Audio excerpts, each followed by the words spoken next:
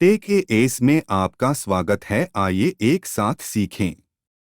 जंगलों में पेड़ लगाना कंपनियों और सरकारों द्वारा हवा में को को कम करने के लिए आमतौर पर इस्तेमाल की जाने वाली रणनीति है। लेकिन घने शहरों में हम क्या कर सकते हैं, जहां झाड़ झंखाड़ के लिए मुश्किल से ही जगह है।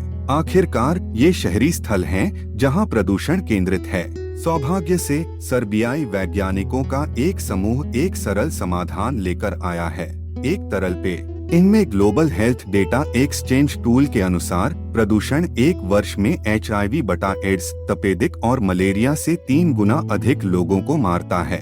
2 बहुत बड़े कोयला बिजली संयंत्रों के कारण बेलग्रेड सर्बिया के सबसे प्रदूषित शहरों में से एक है।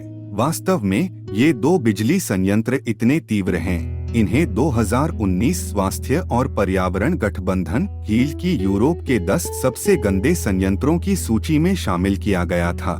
कुल मिलाकर सर्बिया 2020 में सबसे खराब वायु गुणवत्ता के लिए दुनिया में 28वें स्थान पर है। वर्तमान में देश में PM 2.5 एकाग्रता है, जो WHO वार्षिक वायु गुणवत्ता दिशानिर्देश मूल्य से 4.9 गुना अधिक है।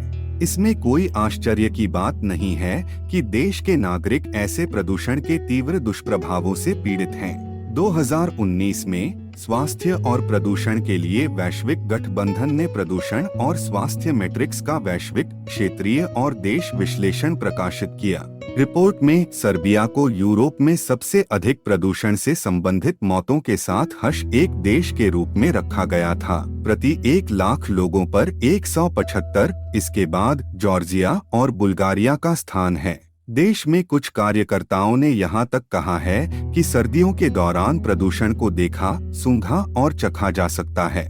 अब समझते हैं कि मुख्य समस्या क्या है। सुश्री फ्रांसिन पिकअप, सर्बिया में संयुक्त राष्ट्र विकास कार्यक्रम UNDP के निवासी प्रतिनिधि ने समझाया कि यह अनुमान लगाया गया है कि शहर दुनिया में कुल CO2 उत्सर्जन का 75% स्रोत हैं, जिनमें से सबसे बड़ा प्रतिशत ट्रैफिक और इमारतों में कूलिंग और हीटिंग से आता है।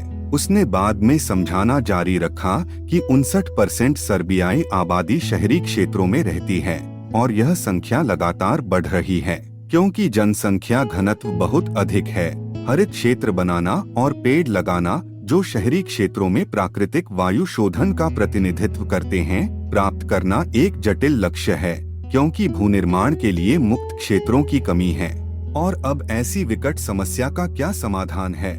डॉक्टर इवान स्पासोजेविक, PhD, बायोफिजिकल विज्ञान में और बेलग्रेड विश्वविद्यालय में इंस्टीट्यूट फॉर मल्टीडिसिप्लिनरी रिसर्च के प्रोजेक्ट के लेखकों में से एक ने ग्रीन हाउस गैस उत्सर्जन को कम करने और वायु की गुणवत्ता में सुधार के लिए एक अभिनव उपकरण विकसित किया, तरल पेय। तरल 3 भी डब किया गया। उपन्यास निर्माण सर्बिया का पहला शहरी फोटोबायोरिएक्टर है, जो स्वच्छ हवा की लड़ाई में एक समाधान है। इसमें 600 लीटर पानी होता है और कार्बन डाइऑक्साइड को बांधने और प्रकाश संश्लेषण के माध्यम से शुद्ध ऑक्सीजन का उत्पादन करने के लिए सूक्ष्म शैवाल का उपयोग करके काम करता है। सूक्ष्मजीव 2-10 साल पुराने पेड़ों या 200 वर्ग मीटर लॉन की जगह लेते हैं। लिक्विड 3 का कार्य व्यावहारिक रूप से इसकी नकल है। पेड़ और घास दोनों ही प्रकाश संश्लेषण करते हैं और कार्बन डाइऑक्साइड को बांधते हैं। हालांकि सूक्ष्म शैवाल का लाभ यह है कि यह पेड़ों की तुलना में 10 से 50 गुना अधिक कुशल है। लिक्विड 3 के पीछे की टीम ने कहा है कि उनका लक्ष्य वनों या वृक्षारोपण योजनाओं को बदलना नहीं है, बल्कि इस प्रणाली का उपयोग उन शहरी इलाकों को भरने के लिए करना है जहां पेड़ लगाने के लिए जगह नहीं है।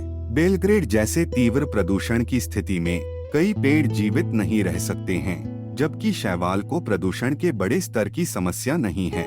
लिक्विड 3 को बेलग्रेड के मैकडोन्स्का स्ट्रीट में स्टारी ग्रैड के नगर पालिका के सामने रखा गया है, जो एक व्यस्त शहरी क्षेत्र है जहां को 2 उत्सर्जन। तो क्या अब हम कह सकते हैं कि हम एक नए युग की ओर बढ़ रहे हैं, जहां हम इन तरल पेड़ों से कम प्रदूषण से निपट सकते हैं? क्या हम कह सकते हैं कि अब हमें सांस लेने के लिए प्रदूषण मुक्त हवा मिल सकती है? क्या हम कह सकते हैं कि हम भी एक अच्छा और स्वस्थ जीवन जी सकते हैं? देखते हैं कि समय क्या कहता है। तब तक ऐसे ही दिलचस्प वीडियो के लिए हमारे चैनल को सब्सक्राइब करें।